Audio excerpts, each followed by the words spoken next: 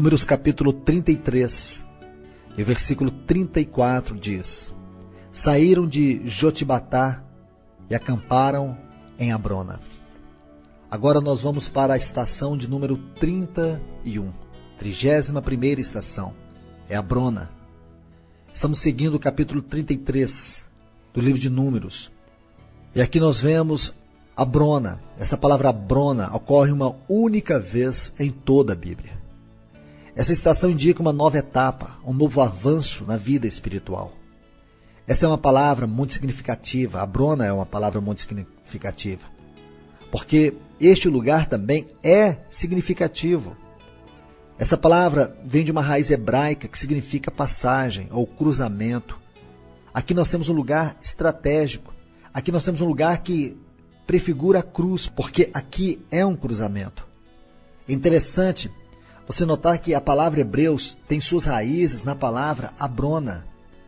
A palavra hebreu significa cruzar. E nós sabemos que o povo de Israel foram chamados de hebreus. Não era porque eles descendiam de Abraão e Abraão descendia de Éber. Esta é uma afirmação incorreta. De modo algum nós podemos imaginar que seja isso. Porque Éber teve 2 filhos, Peleg e Joquitã. Você vai ver isso em Gênesis 10, 25. E Abraão era descendente de Peleg. Se você disser que os descendentes de Abraão devem ser chamados de hebreus porque eram descendentes de Éber, o mesmo seria verdadeiro para os descendentes de Joquitã, segundo filho de Éber. Assim, a opinião desta escola teológica que defende a explicação para o nome hebreu, ela cai por terra. Além disso, a Bíblia diz que Abraão teve 2 filhos, Isaque e Ismael. Se os descendentes de Abraão são chamados de hebreus por serem descendentes de Éber, então todos os árabes, que também são descendentes de Abraão, deveriam ser chamados de hebreus. Então, este pensamento, este argumento é ridículo. A interpretação é ilógica, não é digna de confiança. O que significa hebreus? Significa aqueles que cruzam, os cruzadores de rio. Quando Deus chamou Abraão, primeiro ele teve que cruzar o rio Eufrates. Depois você vai ver que quando Deus chama Israel do Egito, eles tiveram que cruzar o Mar Vermelho e depois o Jordão. O que significa hebreus, no sentido espiritual, é aqueles que saíram das águas. E quando você vai para o Novo Testamento, você vai ver que o povo de Deus é o povo que foi tirado das águas. Lá em Romanos capítulo 6, versículo 4, diz assim: fomos sepultados com ele na morte pelo batismo. Você sabe que o batismo e a ceia foram os 2 sacramentos que o Senhor Jesus deixou para nós. E nós temos que saber que existe uma realidade espiritual nesses 2 sacramentos. Não quero entrar nos detalhes aqui desses sacramentos, mas apenas tocando um pouquinho no batismo. Espiritualmente, o que significa batismo? Batismo significa a nossa emancipação do mundo. Significa que toda a vida velha ficou para trás. Assim como o povo de Israel, quando saiu do Mar Vermelho, eles olharam e viram que toda a vida velha deles ficaram para trás. Ficou tudo lá para trás. Assim também nós saímos do mundo. Nós somos os cruzadores do rio da morte, aonde todo o pecado, toda a vida velha ficou para trás. Batismo significa emancipação, significa libertação do Egito. É algo muito significativo, é algo extremamente profundo. Para você continuar entendendo isso, você tem que estudar todos os 13 capítulos da Epístola aos Hebreus. Aí você vai entender o significado deste termo. Então, irmãos e irmãs, Abrona é um ponto estratégico. É importante você notar a sabedoria do Espírito Santo, porque a próxima estação depois de Abrona é Ezion-Geber. Abrona e Ezion-Geber são 2 lugares em torno do Golfo de Acaba. Se você olha em um mapa da Península do Sinai, você vai notar que essa península é um triângulo invertido com a sua vértice para baixo. Da parte sul ao noroeste, desemboca o Golfo de Acaba e termina em Ezion-Geber. E ao lado de Ezion-Geber, mais ao oriente, é onde se encontra Abrona, que aparece com outro nome que é Elat. Algumas vezes você vai encontrar essa palavra Elat. Na Bíblia, vemos que pessoas e cidades muitas vezes tinham mais de um nome. Isto era comum no Oriente. As pessoas tomam um nome segundo a etapa da vida que vivem. Por exemplo, Jacó passou a ser chamado Israel. Simão, chamado de Pedro. Sarai, Sara. Abrão, Abraão. Saulo, Paulo. Assim também as cidades que seus nomes foram mudados ou eram conhecidos por outros nomes. Luz se chamou Betel, lá em Gênesis 28, 19. Kiriat Arba, em Gênesis 23, 2, passou a ser denominada de Hebron. Baalá tornou-se Kiriat Jearim, em Juízes 15, 9. O mesmo ocorreu com Abrona. Abrona na Bíblia é Elata. Na história, essa cidade foi chamada de Aila ou Elana. O Golfo de Acaba, na história, foi chamado de Golfo Elanítico, que provém de Elana, que é o mesmo que Elata. Então, todos esses dados são muito importantes para você conhecer melhor essa estação. Abrona era um lugar onde vias se cruzavam. Era um ponto estratégico da viagem do povo de Israel. Um lugar onde muitos viajantes se encontravam. Por isso, em hebraico, esse nome significa passagem. Agora, meus amados, vamos ler Deuteronômio, capítulo 2, o versículo 1, onde diz: Depois, viramo-nos e seguimos para o deserto, a caminho do Mar Vermelho, como o Senhor me dissera, e muitos dias rodeamos a montanha de Seir. Queridos, amados, irmãos e irmãs, esse versículo resume para nós todas estas estações que os filhos de Israel estiveram na região do Monte Seir. Veja bem, eles deram voltas até chegar em Abrona ou Eliate. A partir desse ponto, eles começaram a subir diretamente para Canaã. Preste atenção. Do mar de Edom até o norte. Esta é a trajetória deles. Então nós temos que ler os versículos 1 a 8 de Deuteronômio, capítulo 2. Vamos ler esses textos. Depois viramo-nos e seguimos para o deserto, caminho do Mar Vermelho, como o Senhor me dissera. E muitos dias rodeamos a montanha de Seir. Então o Senhor me falou dizendo: Tendes já rodeado bastante esta montanha. Virai-vos para o norte.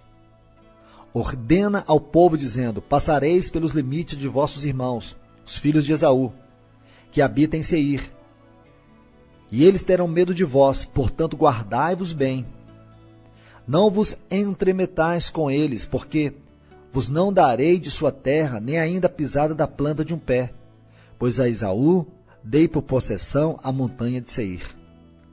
Comprareis deles por dinheiro comida que comais, também água que bebais, comprareis por dinheiro, pois o Senhor teu Deus te abençoou com toda a obra das tuas mãos.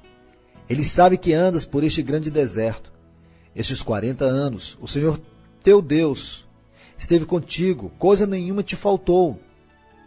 Versículo 8. Passamos, pois, franqueando assim nossos irmãos, os filhos de Esaú, que habitavam em Seir, como o caminho de Arabá, de Elate, está vendo aqui? Abrona, Elate, e de Ezion-Geber, que é a próxima estação. Viramo-nos e seguimos a caminho do deserto de Moabe. Então fica muito claro. Quando você volta para o versículo 46 do capítulo 1 de Deuteronômio, diz assim: Assim permanecestes muitos dias em Cádiz. Esse texto se aplica àquele tempo que eles passaram por Ritma, a 15ª estação. Temos que lembrar que eles se acovardaram por causa dos gigantes que eles viram lá, os espias, viram na terra de Canaã. E assim, quando eles olharam lá na terra de Canaã e viram esses espias, a Bíblia diz que eles não quiseram entrar na terra, tiveram medo. Agora, quando você vai para o versículo 1 de Deuteronômio, capítulo 2, quando diz: Depois viramo-nos e seguimos para o deserto, para o caminho do deserto, para o caminho do Mar Vermelho.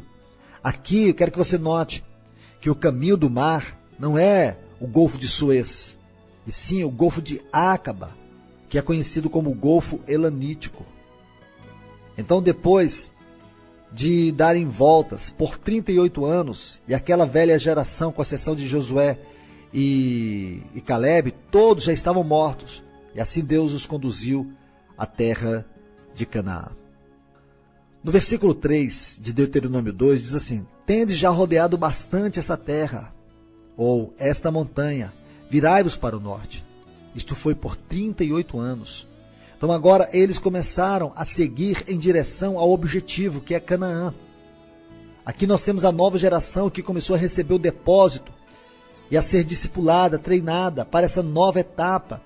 Agora eles vão possuir a terra. Então você vê o versículo 4 a 8, que o Senhor dá diretrizes para eles, que eles iriam passar pelos limites da terra de Esaú, aqui os limites dos habitantes de Seir. E o Senhor não queria que eles se envolvessem com eles em guerra.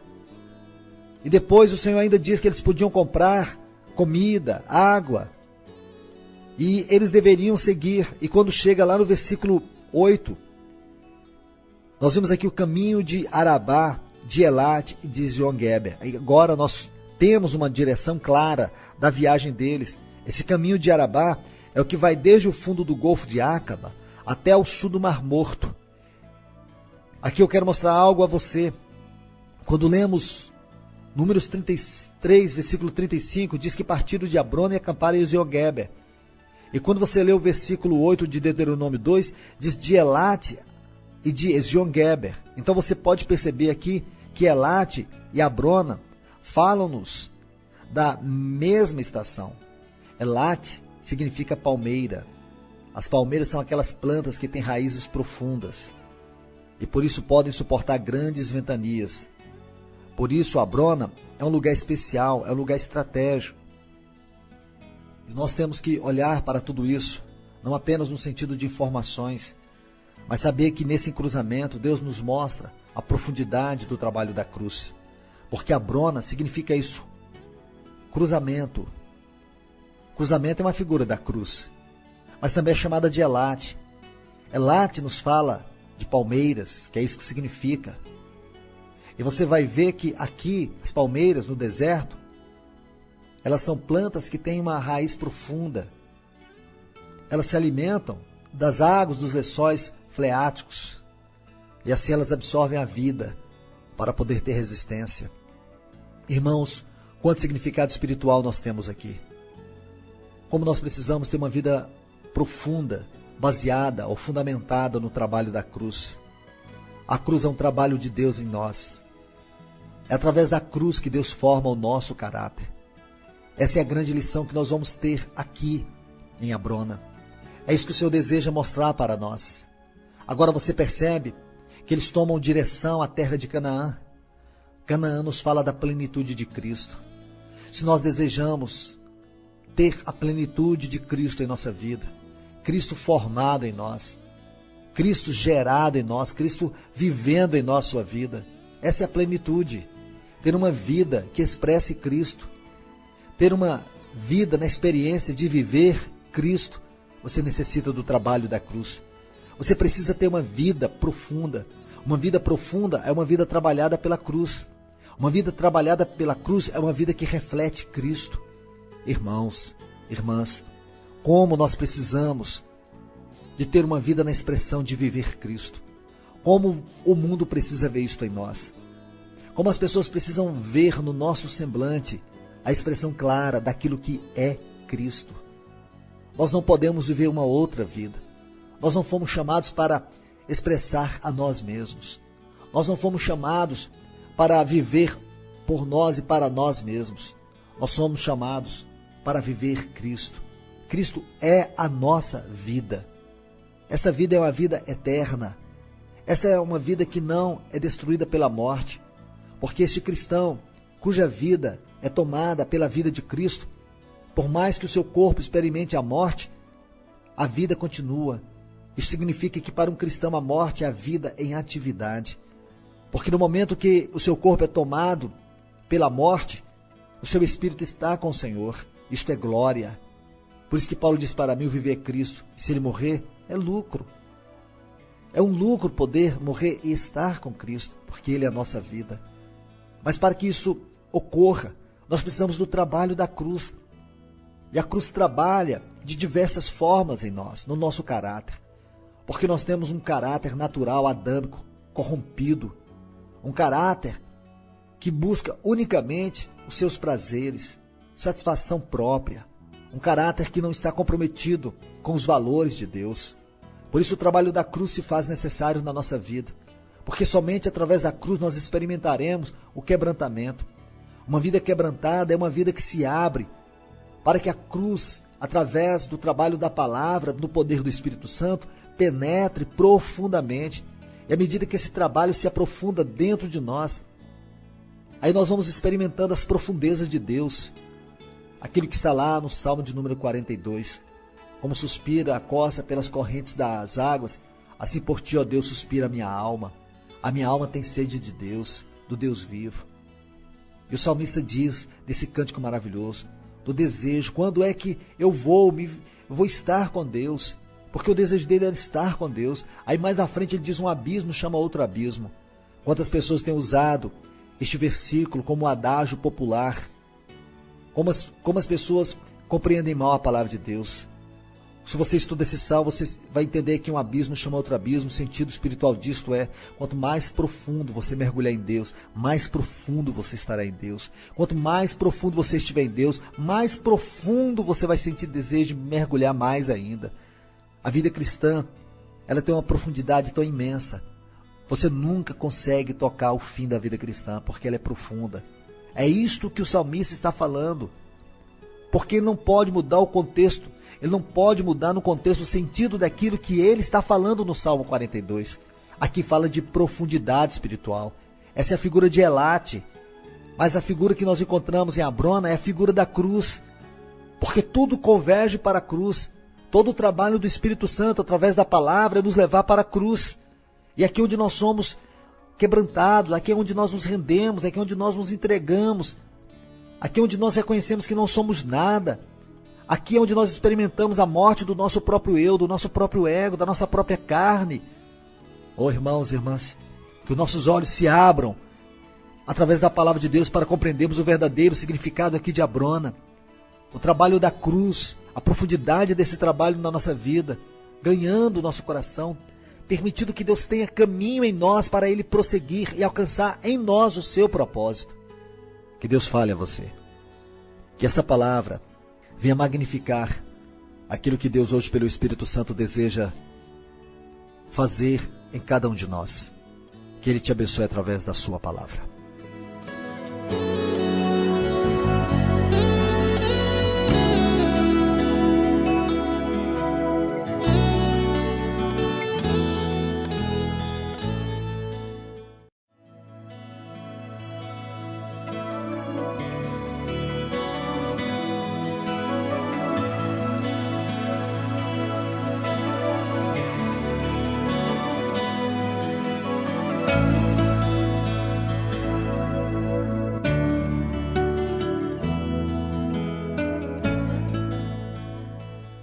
Nós estamos estudando sobre Abrona. Abrona é a 31ª estação da peregrinação do povo de Israel pelo deserto.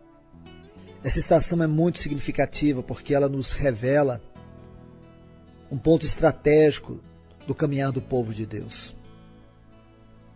Essa estação, ela vai nos mostrar o aspecto da cruz e também da palavra em nós. Porque Abrona significa passagem, porta aberta, cruzamento. E tudo isto é significativo. Encontramos na Bíblia também que Abrona é chamada de Elate. E eu creio que isto traz para nós uma explicação muito gloriosa, porque Elate fala de palmeiras. E as palmeiras, como nós sabemos, elas possuem raízes profundas. Amados irmãos e irmãs, uma vez que o povo de Israel aprendeu as lições que Deus havia lhes dado nesses quase 40 anos, chegou o momento de caminharem diretamente para Canaã. E aqui em Abrona, ou Eliate, esse lugar de transição, eles chegaram aqui depois de terem dado voltas por 38 anos. Agora nós sabemos que a partir de Abrona, Deus vai conduzi-los à terra de Canaã. A velha geração está quase totalmente morta. Eles morreram durante a peregrinação no deserto nesses 38 anos.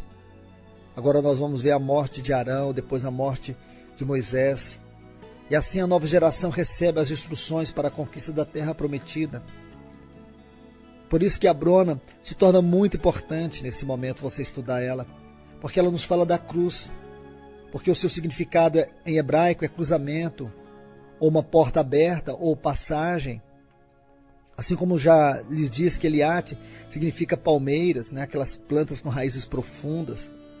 Quando juntamos o sentido espiritual dessas duas palavras, aqui nós vemos o profundo trabalho da cruz em nós. Amados, aqui nós encontramos o significado das provas, das lutas que nós passamos. Em 1 Tessalonicenses, capítulo 2, versículo 4, Paulo diz assim: pelo contrário, visto que fomos aprovados por Deus, a ponto de nos confiar a Ele o Evangelho, assim falamos não para que agrademos a homens, e sim a Deus, que prova nosso coração. Meus queridos, como eu gostaria que vocês pudessem olhar para esse texto e ver a grandeza dele, ver a profundidade dele. Vemos que Deus está nos formando, embora enquanto Ele está nos formando, Ele permite que passemos por duras provas, com o propósito de sermos aprovados por Ele. Quando falhamos na hora das provas, as portas se fecham. Às vezes não entendemos por que ficamos tão restringidos em nossa vida espiritual. Embora temos vontade de servir ao Senhor, temos desejo de avançar, mas sentimos como que paralisados. Ora, se não fomos aprovados nas provas anteriores, se não temos aprendido as lições anteriores em nossa jornada espiritual, pelas quais Deus, nosso querido Pai amoroso, nos conduz, então Ele não pode confiar em nós responsabilidades. Se você é fiel no pouco, Ele te confia mais. Mas se não é fiel, Ele não pode confiar algo a você. Veja o que Paulo diz nesse texto: visto que fomos aprovados por Deus a ponto de nos confiar Ele o Evangelho. Quando o nosso querido Pai, nosso Deus maravilhoso, de amor, quando Ele está nos provando, o que é que Ele de fato está requerendo de nós? O nosso coração. Na prova podemos sair reprovados ou mesmo aprovados. E quando somos aprovados, Ele nos confia o seu Evangelho. Ele nos confia responsabilidades. Nós podemos avançar, podemos prosseguir. Às vezes, temos problemas no caminhar da igreja, e infelizmente até divisões. Mas olha o que Paulo diz em 1 Coríntios, o capítulo 11, o versículo 18 e também o 19. Ele diz assim: porque antes de tudo, estou informado a haver divisões entre vós, quando vos reunir na igreja. Eu em parte o creio, porque até mesmo importa que haja partido entre vós, para que também os aprovados se tornem conhecidos em vosso meio. O que podemos aprender com esses textos é que eles nos ensinam porque Deus permite divisões entre o seu povo. Aqui nós temos a resposta de Paulo, é que no momento como este, os aprovados se manifestam. Quando se apresenta um problema, os que são aprovados vão adiante, os que são reprovados retrocedem e ficam dando voltas. É muito fácil você poder perceber isso se você tem visão espiritual. Eis a razão por que Israel ficou dando voltas em torno do Monte Seir, porque não foi aprovado diante de Deus. Uma das razões por que Deus restringe nosso serviço é porque em algumas áreas de nossa vida fomos reprovados. Então veja que Abrona nos fala do trabalho da cruz. Aqui agora Israel teve que tomar a decisão de partir rumo para Canaã, mas só poderia ir para Canaã e tomar posse de Canaã aqueles que foram aprovados, aqueles que foram trabalhados pela palavra e pela cruz. Esse é o sentido espiritual que nós encontramos aqui. Agora, Israel tem uma porta aberta para poder ir para Canaã, para poder entrar em Canaã. Meus irmãos e irmãs, vamos para o Novo Testamento. Vamos olhar algo dentro de um contexto coletivo. Vamos olhar aqui o aspecto eclesiológico. da revelação cristã. Vamos meditar um pouco no livro de Apocalipse, especialmente no capítulo 3, a partir do versículo 7, onde temos uma mensagem à igreja de Filadélfia. Vamos ler os versículos 7 a 13, que diz assim: Ao anjo da igreja em Filadélfia escreve: Estas coisas diz o santo, o verdadeiro, aquele que tem a chave de Davi, que abre e ninguém fecha, e que fecha e ninguém abre. Conheço as tuas obras. Eis que tenho posto diante de ti uma porta aberta. Quero que você note isto. Uma porta aberta, a qual ninguém pode fechar. Que tens pouca força. Entretanto, guardaste a minha palavra e não negaste o meu nome. Eis que farei que alguns dos que são da sinagoga de Satanás, desses que a si mesmos se declaram judeus e não são, mas mentem, eis que os farei vir e prostrar-se aos teus pés e conhecer que eu te amei, porque guardaste a palavra da minha perseverança. Também te guardarei da hora da provação que há de vir sobre o mundo inteiro, para experimentar os que habitam sobre a terra. Venho sem demora, guarda o que tens para que ninguém tome a tua coroa. Ao vencedor faloei coluna no santuário do meu Deus, e daí jamais sairá. Gravarei também sobre ele o nome do meu Deus, o nome da cidade do meu Deus, a nova Jerusalém que desce do céu, vinda da parte do meu Deus, e o meu novo nome. Quem tem ouvidos, ouça o que o Espírito diz às igrejas. Amados irmãos e irmãs, eu quero que vocês entendam que todos esses textos que compõem a carta à igreja de Filadélfia, nesses textos estão contidos de uma forma explícita e gloriosa toda a revelação do caráter da verdadeira igreja do Senhor Jesus. Você deseja conhecer a igreja? Você deseja conhecer o caráter dela? Você deseja conhecer as características da igreja do Senhor Jesus? Se você deseja conhecer a igreja, conhecer o que é a igreja do Senhor Jesus, se você tem alguma dúvida quanto ao caráter, quanto à identidade, quanto à missão, quanto à posição da igreja, eu convido você e te encorajo a ler atentamente esses textos, porque aqui você vai ter uma visão clara da igreja do Senhor Jesus. Antes de examinar esses textos, preciso fazer algumas considerações. Creio que todos vocês sabem que estas cartas aqui, que começa com Éfeso e vai até Laodiceia, são 7 cartas às igrejas da Ásia. Essas cartas foram históricas.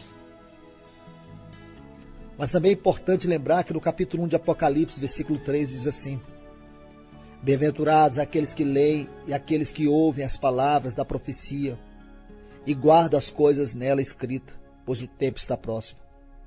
Veja, quero que você note uma frase aqui: as palavras da profecia. As coisas escritas aqui no livro de Apocalipse. Agora vamos para o capítulo 22 e os versículos 18 e 19. Eu, a todo aquele que ouve a palavra da profecia deste livro. Você está vendo? Então Apocalipse é um livro profético. Ele prossegue dizendo: se alguém lhe fizer qualquer acréscimo, Deus lhe acrescentará os flagelos escritos neste livro.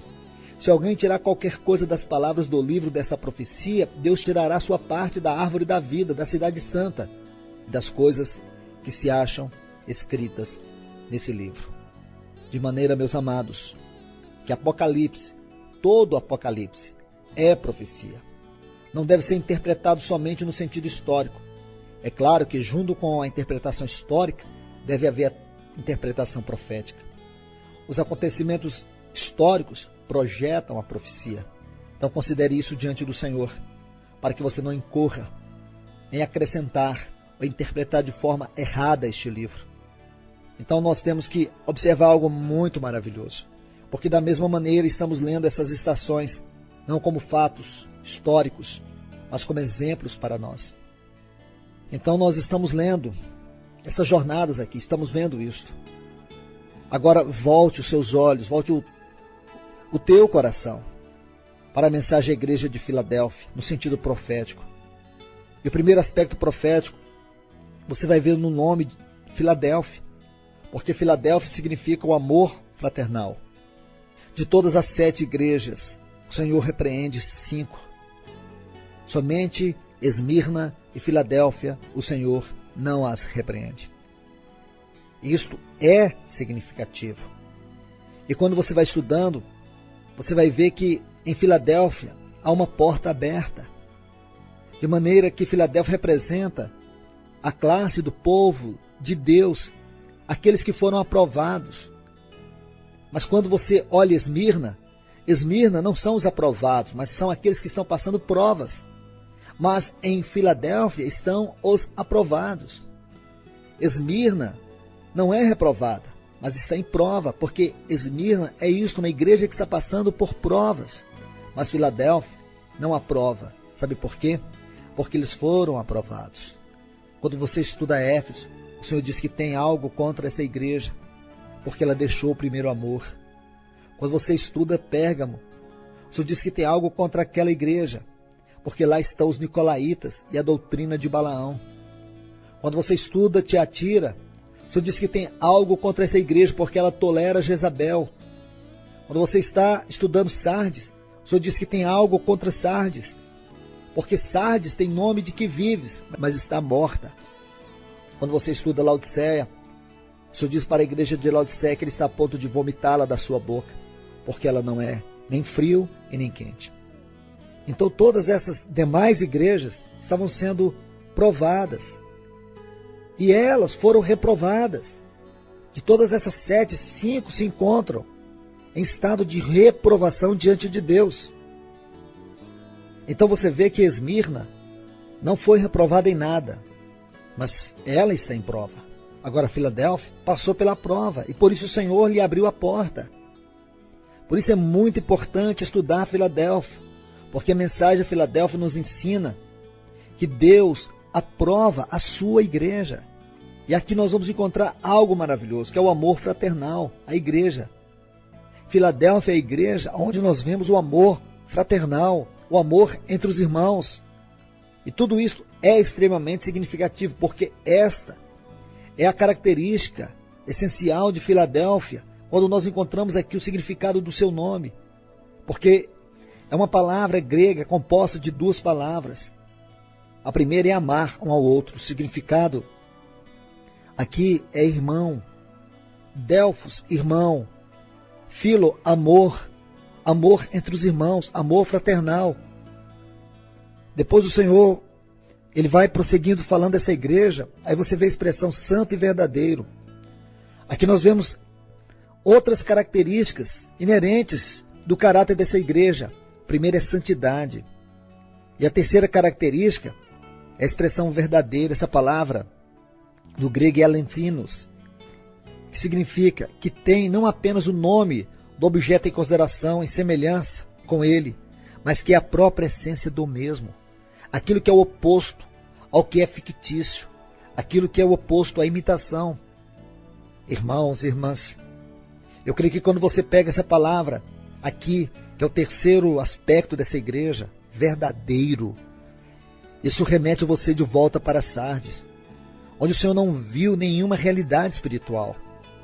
Então, essa palavra verdadeiro, ela revela isto, realidade espiritual. Realidade espiritual é a terceira característica de Filadélfia. Depois nós vamos para a quarta característica, que está na expressão chave de Davi. Para você entender essa frase, é necessário você ler Isaías, o capítulo 22, os versículos 15 a 25. Quando você lê esses versículos, você vai ver o Senhor dizendo uma palavra para o administrador da sua casa, chamado Sebna. Ele é um mordomo. E o Senhor vai e lhe pergunta: que é que tens? Ou a quem tens tu aqui, para que abrisse aqui uma sepultura, lavrando em lugar alto a tua sepultura, ciselando na rocha da tua própria morada? Aqui você vai ver o Senhor repreendendo Sebna. Ele era o administrador da casa do tesouro. E o Senhor está repreendendo ele por causa do seu caráter, porque ele não era fiel. O Senhor diz no versículo 19: eu te lançarei fora do teu posto, será derribado da tua posição. Aí ele diz no versículo 20: naquele dia chamarei meu servo Eliaquim, filho de Ilquias, vesti-lo-ei da tua túnica, sigilo-ei com a tua faixa, Lhe entregarei nas mãos o teu poder, e ele será como pai para os moradores de Jerusalém e com a casa de Judá. Porei sobre o seu ombro a chave da casa de Davi. Ele abrirá e ninguém fechará. Fechará e ninguém abrirá. Você pode continuar lendo até o versículo 25. Você vai ver algo glorioso aqui. Aqui temos um sacerdote que cuidava dos tesouros da casa de Deus, dos utensílios do rei. Ele era um administrador, então nós sabemos que ele é Sebna. Foi Davi quem criou essa posição para os sacerdotes. Eles tinham a função de mordomos, como aqueles que eram responsáveis pelos tesouros da casa de Deus. E aqui Deus reprova Sebna. O nome de Sebna significa em hebraico crescer. E em seu lugar Deus coloca Eliaquim. O nome Eliaquim significa Deus estabelece. Então, amados irmãos e irmãs, a palavra-chave na Bíblia fala de autoridade espiritual. Espiritualmente falando, podemos concluir que a autoridade espiritual é para dispensar os tesouros divinos. Portanto, a expressão-chave de Davi fala do dispensar das riquezas de Deus por meio daqueles que ele estabelece, que é Eliaquim. Não é isso que significa o nome Eliaquim? E não através daqueles que preferem engrandecer, que é Sebna, crescer, engrandecer. A autoridade espiritual é para servir e não para fazer de nós pessoas grandes, megalomaníacas. Uma pessoa que tem autoridade espiritual na casa de Deus, ele tem o encargo de servir Deus ao povo e não se servir do povo de Deus para fazê-lo grande. Isto é Sebna, Deus reprova. Então nós vemos aqui que na igreja de Filadélfia está a autoridade de Deus para servir. Essa é uma característica da igreja, servir. Irmãos e irmãs, eu tenho que parar por aqui, mas eu quero que você medite nisto. Essas são as características essenciais da igreja do Senhor Jesus hoje. É lógico que nós vamos tocar a característica que está intimamente ligada à Abrona. Mas é necessário ver todo esse contexto, porque aqui nós temos uma revelação clara da igreja. A igreja é a comunhão dos irmãos. A igreja é a comunhão do corpo de Cristo. A igreja não é uma instituição. A igreja não é uma organização. A igreja é o povo de Deus. A igreja é eu e você. Isto é igreja. Que definição linda, que definição gloriosa, que definição majestosa. A igreja também tem outro caráter, que é santidade. Santidade é Cristo vivendo nela. Santidade é a vida de Cristo, trabalhando Ele mesmo dentro dela, no seu interior, no seu coração, na sua mente, nos seus pensamentos. Uma outra característica da igreja é a realidade espiritual. A igreja é um ambiente onde há realidade espiritual, onde os atributos divinos são tocados na comunhão da igreja, através do louvor, da palavra, da oração. A igreja também é onde está a autoridade espiritual, como encargo sobre aqueles que Deus escolheu para que Ele mesmo pudesse ser servido ao seu povo através de pessoas responsáveis e comprometidas com Deus. Amados irmãos, que Deus, em Cristo Jesus, o seu amado Filho, possa falar aos seus corações.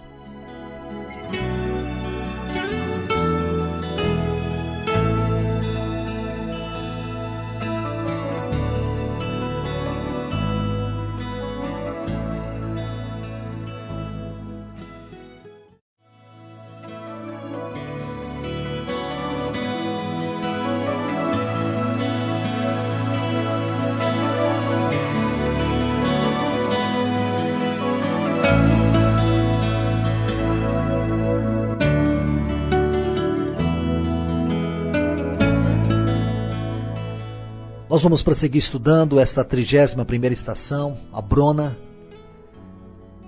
Na última palavra, estive compartilhando acerca de alguns aspectos que nós encontramos da identificação da igreja, do caráter da igreja, aqui nessa estação.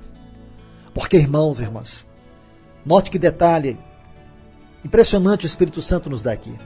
Porque este povo, eles haviam peregrinado durante 38 anos em torno do Monte Seir. Aqui agora, eles estão na parte final desses 38 anos.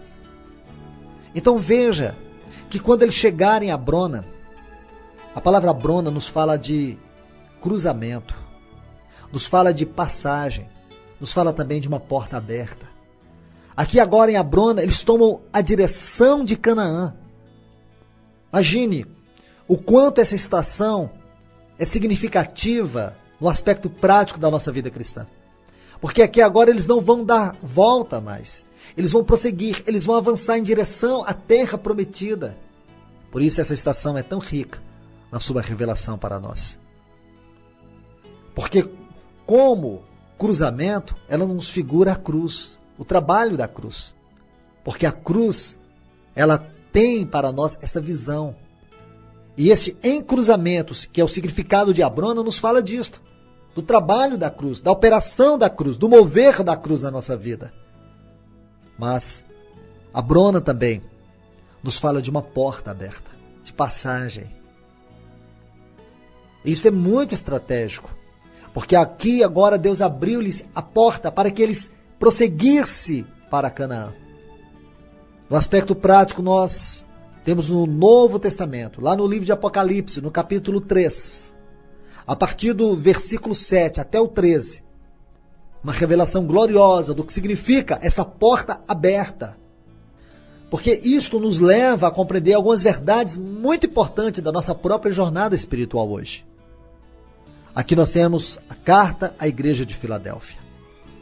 Quando você estuda essas 7 cartas, começando com Éfeso e terminando em Laodiceia, você estudando essas 7 cartas, você sabe que, em primeiro lugar, essas igrejas existiram. E aqui nós temos o aspecto histórico. Mas temos que saber que toda a essência da mensagem dessas cartas são mensagens proféticas. Todo o livro de Apocalipse é profético.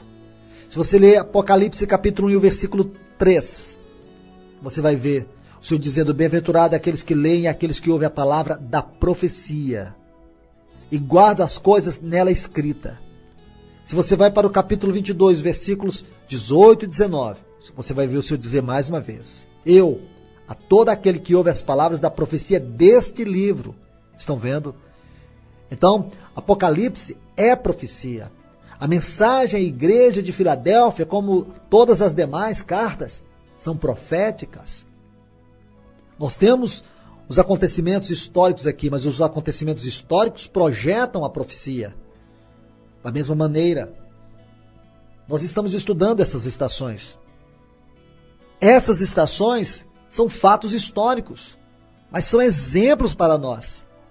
Aqui nós temos uma palavra viva de Deus para nós. Então, queridos irmãos e irmãs, vamos ler essa mensagem à igreja de Filadélfia, que tem um ponto muito interessante aqui que nos revela o aspecto espiritual de Abrona. Ao anjo da igreja em Filadélfia escreve: essas coisas diz o santo, o verdadeiro, aquele que tem a chave de Davi, que abre e ninguém fecha, e que fecha e ninguém abre. Aqui no versículo 1, eu gostaria de meditar um pouco com vocês para que a gente pudesse depois prosseguir na leitura. Porque nesse versículo 1 nós vemos algumas características explícitas da igreja do Senhor Jesus. Eu sei que muitas pessoas às vezes se perguntam: o que é igreja? Como poder identificar a igreja do Senhor Jesus? Hoje ela está aí dividida em tantos nomes. Hoje ela está dividida em algum sistema. Tem o sistema episcopal, tem o clerical, tem o pastoral. Ou às vezes dividida em doutrinas. Algumas vezes temos os calvinistas. Às vezes, diferentemente, em completa oposição, temos os arminianos. Bom, enfim, nós vemos tantas divisões. Mas o que é a igreja? Primeiro, nós sabemos que a igreja não é um sistema clerical. A igreja não é um sistema denominacional. A igreja é o corpo de Cristo. A igreja, meu irmão, é eu e você. A igreja somos nós. Você compreende? E aqui, em Filadélfia, nós temos uma verdade espantosa acerca disso. Embora de uma maneira simples, mas que nos revela o verdadeiro sentido e significado daquilo que é a igreja. Alguns pontos nós já vimos. Aqui, quando o Senhor diz à igreja de Filadélfia, quando ele diz: estas coisas diz o santo. Aqui está a primeira característica da igreja. Santo, aqui é o Senhor. E santidade em nós é Cristo vivendo sua vida em nós. esta vida que é Cristo, que está em nós, esta vida é a nossa santidade. A Bíblia diz, lá em 1 Coríntios, o capítulo 1 e o versículo 30, e vós sois dele em Cristo, o qual se tornou da parte de Deus sabedoria, redenção, e você vai ver depois, santidade. O Senhor Jesus se tornou santidade em nós. Você pode imaginar a grandeza de tudo isso? Ele é a nossa santidade. A nossa santidade é Cristo vivendo em nós. Percebe? Ele tornou da parte de Deus sabedoria, justificação, santificação e redenção. Olha esse texto. 1 Coríntios 1,30. Então veja, a sabedoria de Deus é Cristo. A justiça de Deus é Cristo. A santificação é Cristo. A nossa redenção é Cristo. Que coisa impressionante. Então nós vamos avançar mais um pouquinho. Ele não somente é o santo, mas também é o verdadeiro.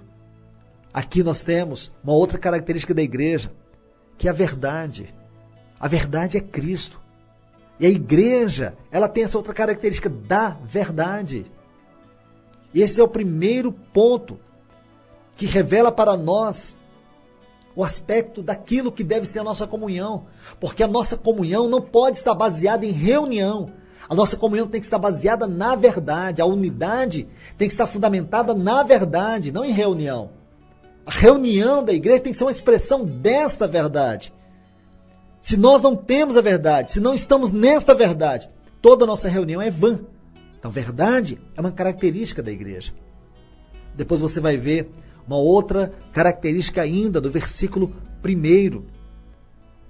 Então, a verdade aqui, ou verdadeira, é a terceira característica da igreja. Nós vimos isso ontem. E também a quarta característica, que é a chave de Davi. Para você entender isso, você tem que ler Isaías 22, 15 a 25. Você vai ver que ali o Senhor fala de um administrador infiel que era Sébina. Ele era um mordomo, aquele que dispensava os tesouros que havia naquele depósito que Davi criou para poder servir, suprir a necessidade do povo. Todos os mantimentos, tudo que estava ali guardado para o suprimento do povo. Sébina era aquele que tinha a chave para poder dispensar, a chave da casa de Davi. Mas ele era infiel. E aí Deus tira dele essa autoridade. E levanta quem? Eliaquim. E lá no versículo 22 de Isaías, capítulo 22, Deus diz: porei sobre o seu ombro a chave da casa de Davi. Ele abrirá e ninguém fechará. Fechará e ninguém abrirá. Aqui está a promessa do Senhor para Eliaquim. Porque Sébina significa crescer. Isso revela soberba. Característica de muitas pessoas que estão servindo a Deus com soberba. Aqueles que têm usado do ministério com soberba para se engrandecerem. Um espírito megalomaníaco tem tomado o coração de muitas pessoas. Por isso que eles não têm dispensado os tesouros de Deus, porque eles têm procurado apacentar para eles mesmos. Mas o Senhor diz na sua palavra que Ele é quem levanta, é Ele que estabelece, porque é isso que significa Eliaquim. Eliaquim significa Deus estabelece. Toda obra de Deus é por comissão. Os homens podem levantar quem eles quiserem. Os homens podem colocar quem eles quiserem. Mas você vai ver que não flui vida. A vida não flui. Pode fluir muitas outras características naturais, mas não vai fluir o verdadeiro depósito espiritual. As riquezas de Deus não serão dispensadas, porque as riquezas de Deus só podem ser dispensadas através daqueles os quais Deus estabelece. Irmãos, irmãs, a palavra-chave na Bíblia fala de autoridade espiritual. Então, no aspecto espiritual, nós podemos concluir que a autoridade espiritual é para dispensar os tesouros divinos. Que coisa linda, que coisa bela, preciosa nós temos aqui. Então, a expressão-chave de Davi fala do dispensar das riquezas de Deus por meio daqueles que ele estabelece, e não através daqueles que querem se engrandecer. Agora, vamos para a quinta característica. Volte comigo. Vamos ler aqui Apocalipse, no capítulo 3. E o versículo 7, ele diz assim: o verdadeiro, aquele que tem a chave de Davi, que abre e ninguém fechará, e que fecha e ninguém abrirá. Conheço as tuas obras. Versículo 8. Eis que tenho posto diante de ti uma porta aberta. Olha que coisa impressionante. Aqui eu quero me deter um pouco, porque é esta frase aqui que define para nós a Brona. Essa característica, ela descortina para nós a realidade da vida da igreja. Porta aberta. Os grandes estudiosos analisaram esse texto e alguns concluíram que essa expressão faz referência às grandes oportunidades que Deus trouxe na restauração da sua igreja. Outros viram nessa expressão um sinônimo para a restauração do Senhor.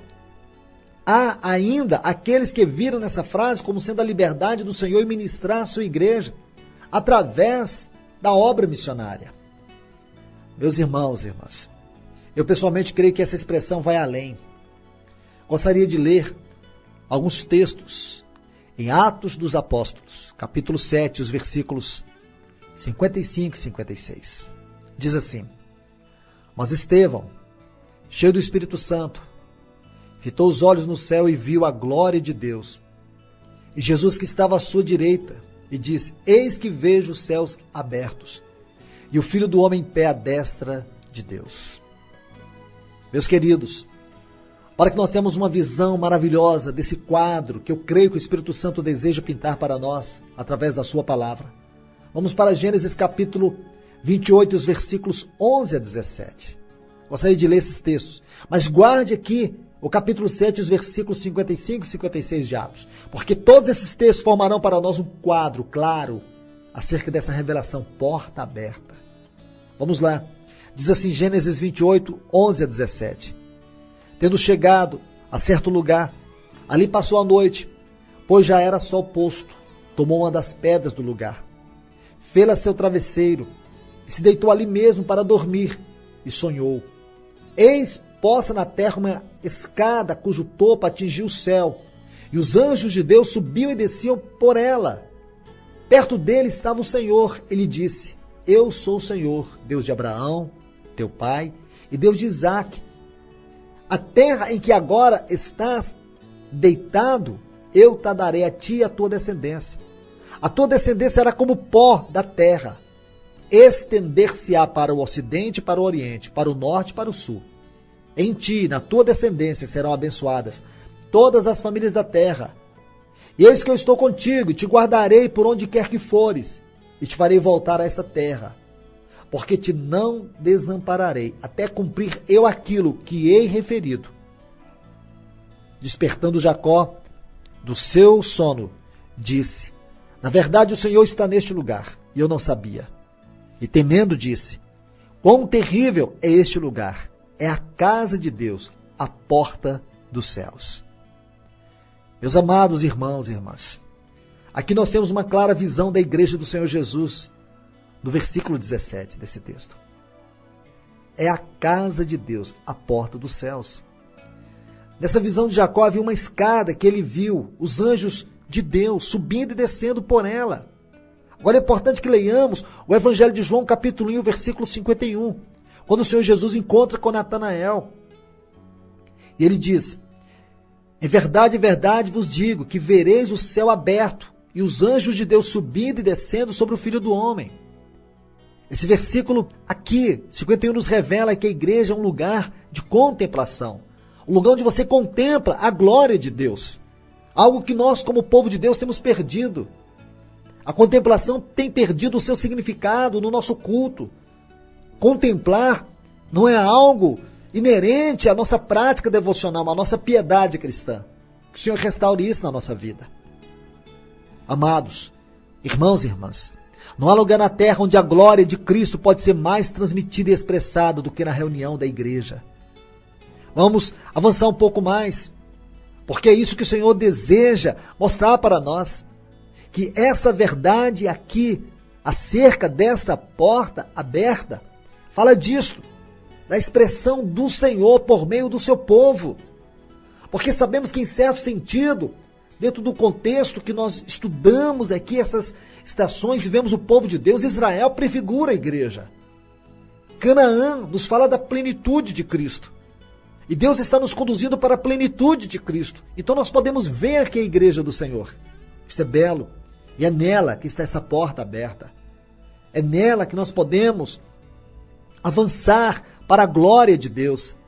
É nela que nós podemos desfrutar aquilo que Deus está dispensando para nós. Todas essas verdades que nós vemos aqui em Filadélfia nos revelam isto. Nos revelam o que Cristo está fazendo na sua igreja, aquilo que Ele é na sua igreja, aquilo que Ele requer da sua igreja.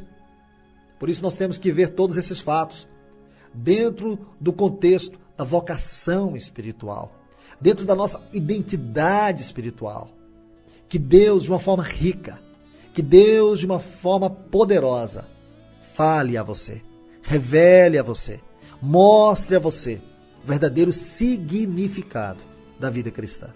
Que Ele te abençoe e que leve você a entender o que significa essa porta aberta aqui em Abrona, onde Deus está se movendo para revelar sua glória por meio do seu povo, para que nós venhamos alcançar, desfrutar da plenitude de Cristo. Que Ele te abençoe.